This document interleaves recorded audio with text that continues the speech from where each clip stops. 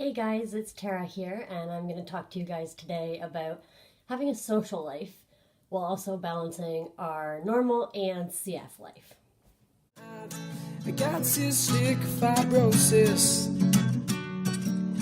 See, I've got cystic fibrosis. About a week ago, I decided that I had some better insight to add to my video to share with you guys from the last week. So I'm just starting from scratch and re-recording today.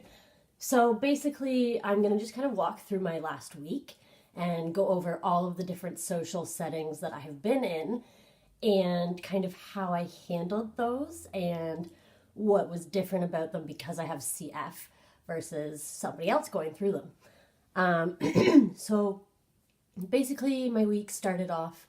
I was heading to Toronto for my usual 2 days of clinic. I packed up my stuff on Monday.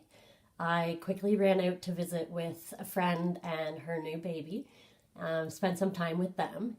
And, I showed up, I brought some food, and her older daughter, who's 3 now, she was hanging out with me. We were playing, we were coloring while I was holding her baby sister.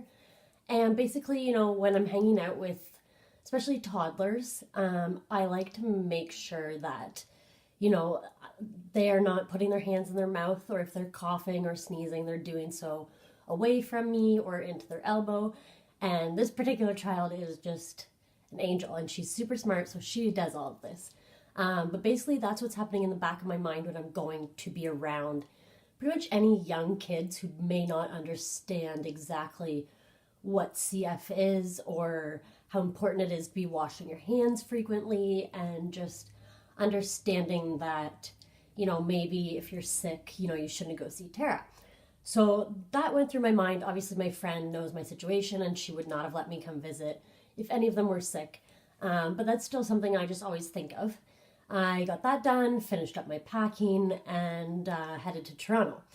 So when I go to clinic, I stay at a friend's house, and I actually take the subway into downtown. It cuts a good hour and a half to 2 hours off of my drive, so it's worth it.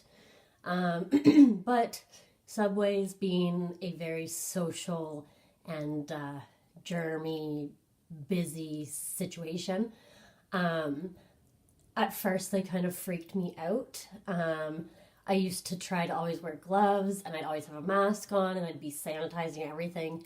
But the more I've gotten used to riding the subway and just kind of becoming more comfortable being on it, I'm better with it now. So I don't usually wear a mask unless it is like cold and flu season and everyone around me is coughing. So I keep one on me. I'm not wearing gloves now, but I do carry just a small hand sanitizer bottle. It attaches to my purse, and I always keep that on me, and I'll wash my hands with it before I get on the subway and when I get off. And then once I'm somewhere where I can actually wash my hands with soap, I do that as well. But basically, when I'm on the subway, you can't control who sits down next to you, who you're standing next to, who might be breathing down your neck if you're packed in there like sardines. So I get a little paranoid in those kinds of situations where I don't seem to have any control over the social situation. It's not the same as showing up to a party that your friends are hosting, so you're going to know a majority of people in the room. They're all going to know you. They know you have CF, or they know, in my case, I'm immunocompromised from my transplant. And if someone is feeling kind of under the weather, they've come to realize that they should kind of keep their distance from me. Not necessarily like don't show up to a party or an event, but just kind of keep some space between us. And basically the way that I have always addressed that as a social situation, because I love going out, I love hanging out with people, and I kind of just grew up never hiding that I had CF. If someone, wanted to question why I was coughing all the time or why I was taking enzymes, I always just immediately would say, oh, it's because I have CF or cystic fibrosis. So I have to take enzymes when I eat. Or, I cough a lot because my lungs are crappy. But don't worry, it's not contagious. And they'd kind of be like, oh, like, cool, move on. And using that, I find, in like a more laid back kind of response, has been the best way to tackle it, because then I'm not putting myself in a situation of getting any pity from people or being looked at differently, or, just being seen as a sick person versus just me, Tara. So that's kind of always been my strategy with it. And obviously, if people, continue to ask questions like, oh, what is CF? Like, why do you cough because of it? I'm like, well, it's a lung disease, but it also impacts your entire body. So I take enzymes when I eat, and I do treatments at home, and if I take care of myself, I'm usually fairly healthy. So I do my best to not always show up and like declare, oh, the CF person is here or the lung girl is here. And that brings me to kind of the next point in this past week, that I went over to a friend's house, and his whole family was over for dinner. We were going to be watching hockey, and I had met a few of his aunts and uncles before, but not the entire family. And, he just introduced me. He's like, hey, this is my friend Tara. He knew that if any of them were sick, like, he would have told them to keep a distance. He knows I have CF. He knows I've had a transplant. But, as the night went on, one of his aunts and uncles were talking with me, and they're like, we feel like we do know you. Like, so, like, which hockey games have you been to watch him play, and that kind of thing. And they kind of put two and two together, that, I was his friend because we met through Shinorama, which was a fundraiser for CF, and I'm his friend who's had the transplant, yada, yada, yada. So at that point, my friend kind of made a comment like, oh yeah, like, you guys do know Tara, she's been to the games at Western and the games at Guelph and whatnot. He's like, I just didn't want to introduce you as, Tara with CF or Tara with the new lungs, because he's like, that's always kind of an awkward situation, and that's just weird to introduce you that way. Like, I don't introduce myself, hi, I'm Andrew, a hockey goalie. I'm just Andrew. And I kind of liked hearing that from him. We live in different cities. We don't hang out often, so I wouldn't say like he's a friend of mine that would be accustomed to my everyday health and, just an understanding of that. But just knowing that, that's his thought. Like, I'm his friend. I'm just Tara. Like, I do not want to be seen as a person that is CF. We are not our disease. We are a human being that has a disease. So it was kind of interesting just to hear from him, like, oh yeah, I guess I could have started with that, but I didn't want that to be, a lead into the night of dinner and watching sports and hanging out. So that kind of, resonated with me, and I was like, oh, that's kind of cool. Like, you get to know who's friends with you because they want to be friends with you, and who is friends with you because, you might have the perk of having a handicap parking permit, so you get to park a little bit closer to the movies, or, who's friends with you to kind of take pity on you and feel like, if they offer to help out with something, they're suddenly your hero and you are forever owing them because they helped carry your heavy backpack or something. And I've had friends that, have kind of been friends with me in sort of different situational times. And then when things go south, that person, long gone. You're never going to hear from them. So I kind of like the friends. I'm always open and honest with them. If I'm having a bad day, I'll let them know. And then they know, like, we're not going to end up going and, like, walking laps at the mall. We'll just hang out at home. So I think, like, my best advice with any social situation, whether it be hanging out with someone you'd consider a best friend or meeting new people at a party, just, I wouldn't necessarily walk in and be like, hi, I'm Tara Bourque, I have cystic fibrosis. But just if anyone asks, or like you notice people are looking at you funny if you're taking enzymes or you're having a coughing fit because you've been laughing, I find just, hitting the nail on the head, just have at her, open up, be like, yeah, I have CF and it impacts my lungs and digestive system, but, I'm still here having a good time. And majority of the time people are kind of like, oh, cool. Like, it's no different than if someone showed up and was like, oh yeah, I stabbed myself, I just have diabetes. Cool. Like, no one's going to suddenly be like, oh, you shouldn't be here because you have to carry around a needle and insulin because your body doesn't work. So that's my approach on it, and that's my take. And then continuing on to the conference I was at this weekend. It was actually the National Conference for Cystic Fibrosis Canada. It's their annual general meeting for all the chapter presidents, which I'm one of their chapter presidents for my hometown.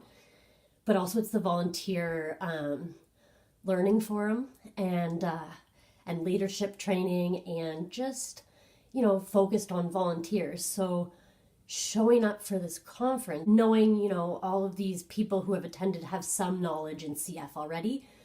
If they're not a parent of a child with CF, they have a niece or a cousin or, a distant friend, or my neighbor's kid has CF. Like, there's usually some sort of connection, which was comforting for me in knowing that these people are probably fairly well educated in, proper protocol, I guess, not really the right word, but for kind of handling a CF person being in the room. I mean, nobody thought twice of my coughing. Nobody even took a second glance at my enzymes sitting out on the table. When I got hangry that night, after we'd had dinner and there was a dance, and I just really wanted to order pizza, they didn't really take offense to my little bit of sassiness. So that was also nice. And it is adults that are attending, and by adults I mean, people who have their own families and older than myself. And they just, because they have kids or they know someone in that situation, they know that person for who they are, and that person has CF is a secondary thing. So I was just treated like any other member attending this conference, except for the fact that when we did have a CF guest speaker, I was asked to go back up to my room. Then when the person arrived, she gave her speech. Once she had left and they'd kind of, wiped down the room and everything, I was allowed to come back down from my room. So obviously some protocols were in place. That's not normal for attending a conference. But it's just nice to have people who just treat you like every other person out there. And yet, had I asked them, if someone was coughing or sneezing or something, and I was like, I'm actually going to go move seats, nothing against you, I just don't want to get sick, they wouldn't have taken offense. And that is because they are educated and they are aware of what CF is and how it functions. So taking that back to any social situation, just giving someone that little bit of information, like, hey, I have CF. It's no big deal. This is what it is, blah, blah, blah. End of discussion kind of thing.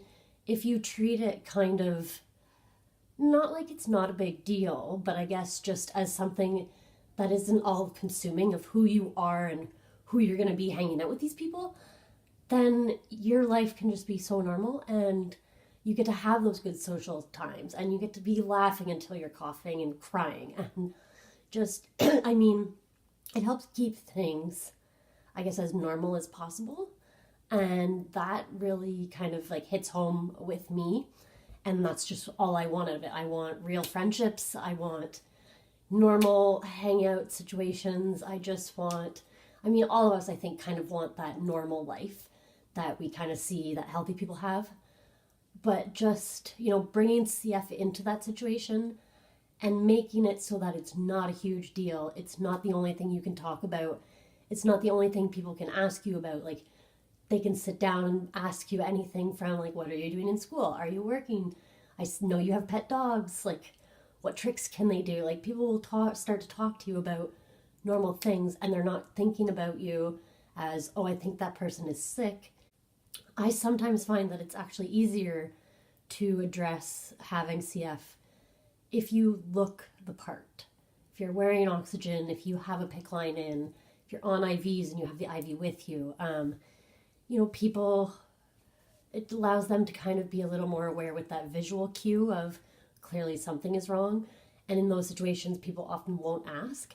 So if that's when you step up and you're kind of like, I have CF, I'm not at risk to you, you can't catch any of my bugs, but, as I've said earlier, just this is what it is, this is how it affects me, and I'm still here to hang out.